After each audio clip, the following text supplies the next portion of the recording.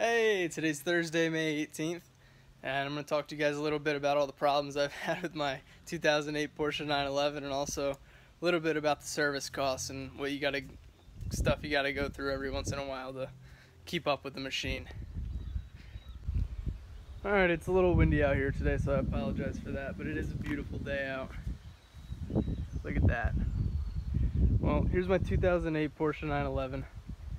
Got it about 6 or 7 months ago with 53,000 miles, and it's got almost 60,000 miles on, so I've been driving it a little bit, getting to know the thing. And I have been running into some problems, which I'll grab some of the paperwork out right now. So the first problem I had was the starter, I guess. So when you would turn the key to turn it on, it would just be really weak, and sometimes it almost wouldn't even start. So I brought that back, and thankfully I had paid $3,000 for an extended warranty with the car, which has covered everything that's had to be done, which is good. So what they did was they replaced the starter, got a new battery in there.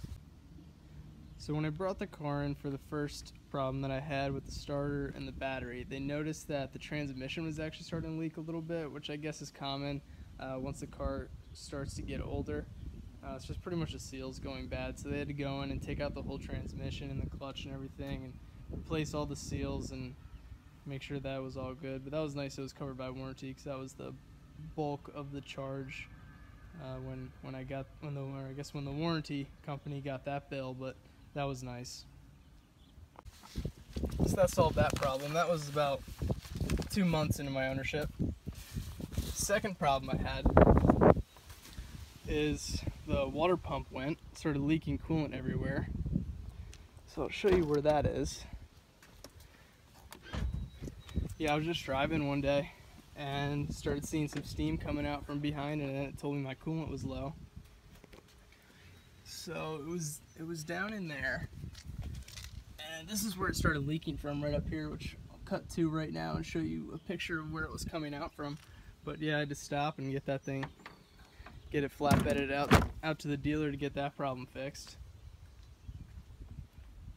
I believe that issue was about $1,000, and the first issue was right around $3,000.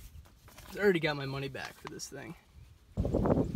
Alright, the third actual problem I had was the tie rod. So what they said was the left inner tie rod end has play, so they replaced the tie rod end, and the warranty paid for most of that. I only had to pick up about $100, and the warranty paid about $215.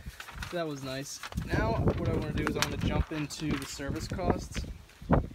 So every 4 years they're supposed to get a major service, which is pretty expensive and pretty intensive as far as what they go through. But I'll read you what they go through here. So for the major service, they clean out the air cleaner cartridge, they replace the ribbed V-belts, replace all the spark plugs, the cabin air filters, and basically they just look at everything and make sure everything's working well. They also flush the brakes, and they put a new tire sealant kit in, so that's nice. Another thing that I just did was I replaced all the tires. So I put Michelin Pilot Sport 2s on, and you can see these things. They're actually like squishy. If you go to press against it, it almost feels like a sponge. That's how high performance they are. And I could actually tell a huge difference in ride quality. My other ones were worn down pretty far. So once I got these things really soak up a lot of bumps on the road, which is definitely nice, but they were pretty expensive. The fronts were $294 a piece, and the rears were $418 a piece. So yeah, pretty hefty, but I'm going to be tracking it, so I thought it'd be worth it. See what kind of difference they make. Now really there's only one more problem I have with this car, and I'll show you what it is in a second. I'll peep the license plate. If you know, you know. Alright, so what happens with this car is at around 100 miles an hour, maybe it gets down to 80 miles an hour on a really windy day.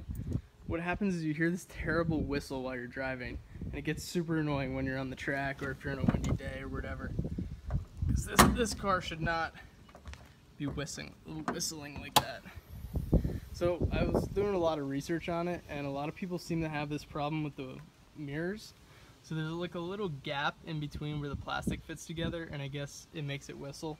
So I thought it was that for a while, so I ended up taping up all up along the mirror and all around, and it made no difference.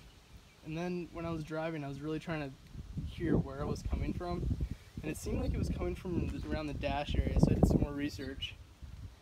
And I guess this battery cap, the way the air can come into here, because the gasket only runs up around here, so the air can actually hit this, and if you don't have it screwed down all the way, it could whistle, and I still have not figured it out. I've tried fiddling with it, and I'm going to try and put some tape on it and go for a drive and see if it still whistles, but yeah, hopefully I can figure that out, because that's extremely annoying. But that's really the only problems I've had with this car. Yeah, so I just wanted to let you guys know how much all the service costs are, and you know, some of the other upkeep costs for it, and also some of the other problems I've had. I will definitely get back to you guys with the whistling noise, which is still a mystery at this point, but I'm going to try and figure that out soon.